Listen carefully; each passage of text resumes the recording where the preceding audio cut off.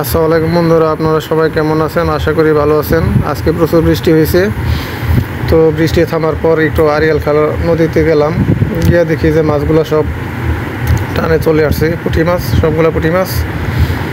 তো আমি আর মাছ ধরার লোভ সামলাইতে পারলাম না, তারপর হাত দিয়ে বেশ কয়েকটি পুঁটি মাছ আমি ধরলাম।